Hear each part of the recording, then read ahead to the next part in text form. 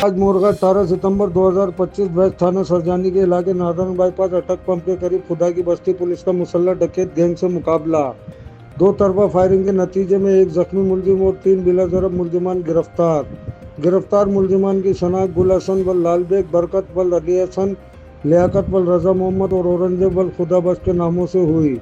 मुलजिमान से 2 गैर कानूनी पिस्टल, बिमा एमुनेशन, चलीदा खोल्स, काले रंग का बैग, छीने गए मोबाइल फोन और नकदी रकम बरामद हुई। मुलजिमान के जेर इस्तेमाल 2 मोटरसाइकिल को भी कब्जे में लिया गया है, जिनकी तफसीलात हासिल की जा रही हैं। जख्मी हालत में गिरफ्तार मुलजिम को तिब्बी इमदाद के लिए अस्पताल, जबकि गिरफ्तार मुलजिमान को थाने मुंतकिल कर दिया गया है।